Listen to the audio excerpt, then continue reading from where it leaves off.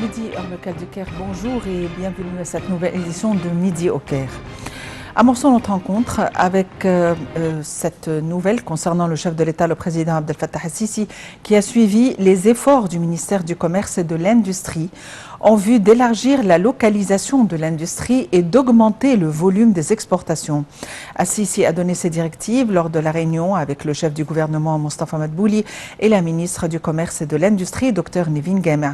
Le porte-parole de la présidence a affirmé que le chef de l'État a enjoint de poursuivre à fonder des complexes industriels au niveau de la République ainsi que d'encourager les jeunes investisseurs.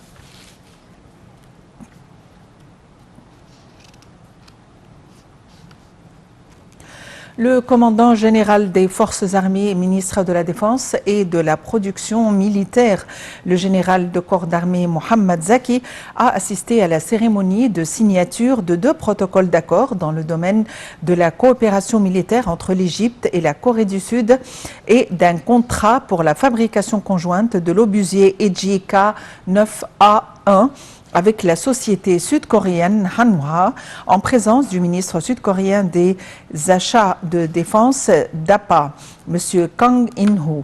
Le commandant en chef des forces armées, ministre de la Défense et de la production militaire, a transmis les salutations et l'appréciation du commandant suprême des forces armées, le président Abdel Fattah el-Sisi, aux assistants, soulignant que le commandement général des forces armées accordait une grande importance à l'industrialisation militaire et au développement des systèmes d'armement, car il s'agit de l'une des composantes les plus importantes de la force militaire des forces armées.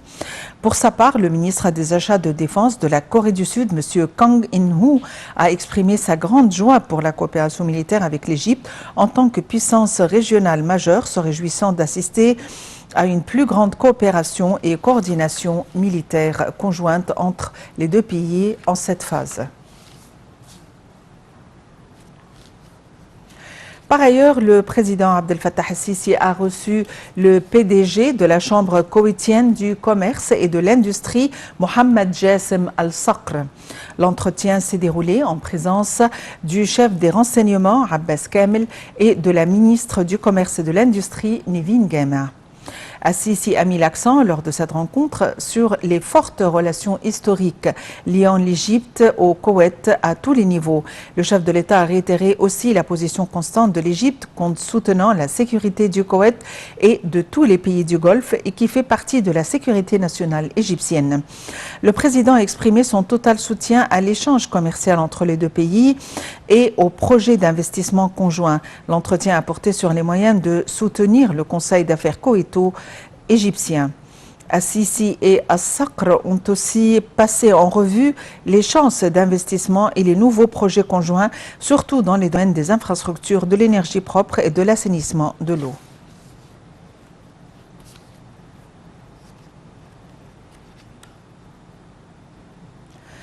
Le chef de la diplomatie, Sameh Choukri, a examiné avec le secrétaire général du comité central du mouvement palestinien, Fattah Gebril Al-Rahoub, les derniers développements de la situation dans les territoires occupés. Selon le porte-parole du ministère des Affaires étrangères, l'ambassadeur Ahmed Hafez, l'entretien tenu au Caire a porté sur les moyens de poursuivre le soutien accordé par l'Égypte aux frères palestiniens et les efforts déployés en vue de relancer le processus de paix pour parvenir à la création d'un État palestinien indépendant.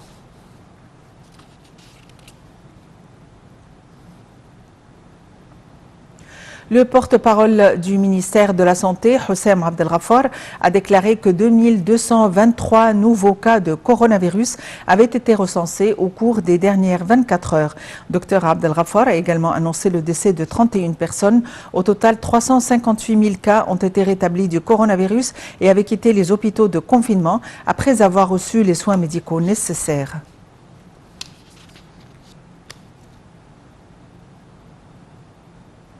Hausse collective des indices de la bourse du Caire due aux opérations de vente des investisseurs arabes et étrangers.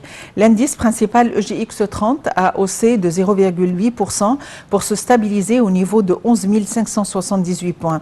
Les 2 indices secondaires EGX 70 et EGX 100 ont gagné 1,3%. L'Égypte a réussi à fournir le vaccin Molnupiravir contre le coronavirus conformément aux directives de la direction politique à cet égard. Telle a été faite par le ministre de l'Enseignement supérieur et de la Recherche scientifique, Khaled Abdelghafar, également ministre par intérim de la Santé. L'Égypte devient ainsi le premier pays au niveau du continent d'Afrique et du Moyen-Orient et le 4e au monde à fournir ce vaccin. Nous avons plus d'informations dans ce compte rendu.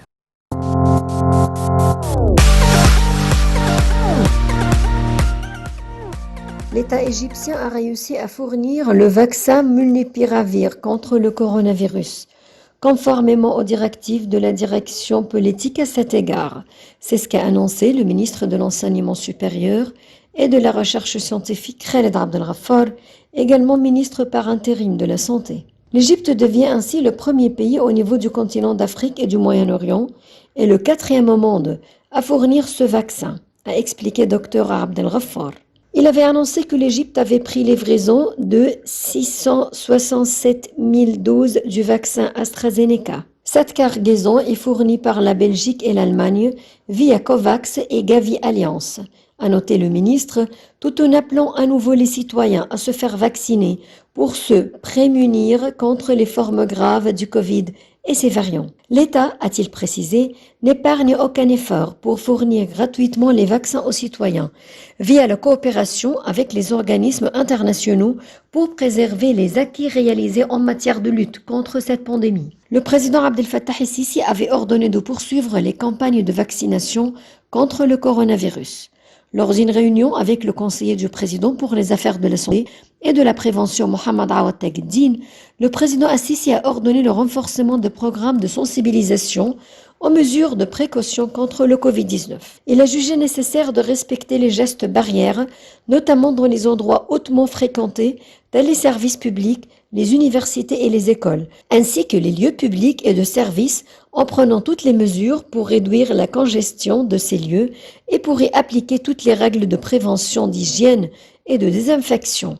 Le président Assisi a également ordonné de poursuivre les campagnes de vaccination et de faciliter l'accès de ceux qui ont déjà été vaccinés à des doses de rappel et de doter les hôpitaux des maladies pulmonaires au niveau de la République des appareils et équipements nécessaires pour faire face aux cas d'infection au coronavirus.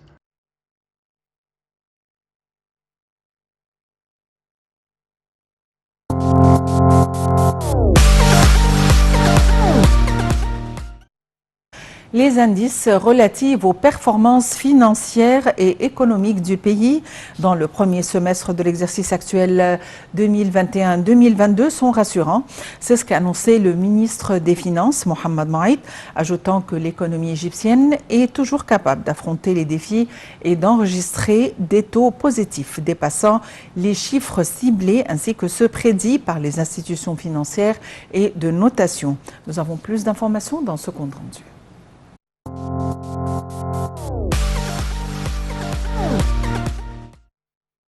Les indices relatifs aux performances financières et économiques du pays dans le premier semestre de l'exercice actuel 2021-2022 sont rassurants et montrent que l'économie égyptienne est toujours capable d'affronter les défis intérieurs et extérieurs et d'enregistrer des taux positifs, dépassant les chiffres ciblés ainsi que ceux prédits par les institutions financières et de notation, a affirmé le ministre des Finances Mohamed Maït. La Banque mondiale a revu à la hausse ses prévisions pour l'économie égyptienne qui, selon elle, enregistrera 5,5% pendant 2022, alors que le Fonds monétaire international anticipe pour la même année un taux de croissance de 5,6% contre le pourcentage initial de 5,2%, a indiqué M. Maït, qui assure que d'autres pronostics prévoient le chiffre de 5,7, soit au-delà de toutes les estimations affichées. Nous avons réussi pendant la période de juillet à décembre 2021 à réaliser un excédent primaire de 3,2 milliards que nous ambitions de porter à 1,2% du PIB d'ici la fin de l'année, malgré les défis engendrés au niveau mondial par le coronavirus, dont la flambée des taux d'inflation des prix du pétrole et du blé, ce qui grève le budget de l'État, où l'on note une augmentation de 15,4% des dépenses, pour financer les investissements publics et répondre aux besoins des secteurs, notamment de la santé et de l'enseignement, a fait savoir le ministre. Les dépenses allouées au secteur de la santé, de l'enseignement et de la sécurité sociale ont augmenté respectivement de 30,4%, de 21% et de 20,6%, alors que le volume total des investissements financés par le Trésor public est évalué à 82 milliards de livres, à quoi s'ajoute le projet national de développement de la campagne égyptienne Vie décente, dont les dépenses provisionnelles cette année sont estimées à 200 milliards de livres. Les recettes publiques, a-t-il dit, ont enregistré une croissance annuelle de 10,3% et les recettes fiscales de 15,7% par rapport à l'an dernier, ce qui illustre l'amélioration notoire de l'activité économique et des opérations d'achat et de vente et concrétise les résultats de la modernisation et l'automatisation du système fiscal. Le déficit global a déjà été réduit de moitié pendant les 5 dernières années et nous envisageons de le porter à 6,7% en juillet prochain, a indiqué le ministre des Finances.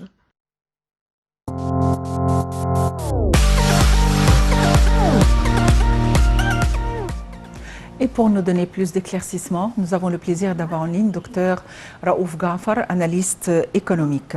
Dr Raouf Ghafar, bonjour et bienvenue avec nous. Bonjour.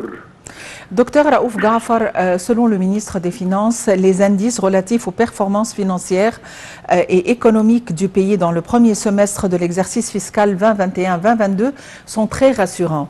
Comment évaluez-vous l'état ou la situation économique en Égypte? En progrès, c'est-à-dire nous avons subi un petit problème durant le Covid, nous avons conservé notre taux de croissance toujours au positif, mais maintenant ça augmente et les indices montrent que nous allons, Inch'Allah, dépasser les 5% par an et de trimestre en trimestre, ça va de mieux en mieux, ce qui veut dire que notre économie est stable, solide et avance d'une manière régulière vers le plus haut taux de croissance. Docteur Raouf Ghafar, vous êtes expert en économie. Merci d'avoir été avec nous aujourd'hui. Merci. Eh bien, sur ce, nous parvenons au terme de notre édition quotidienne de Midi au Caire. Merci de l'avoir suivi et à la prochaine.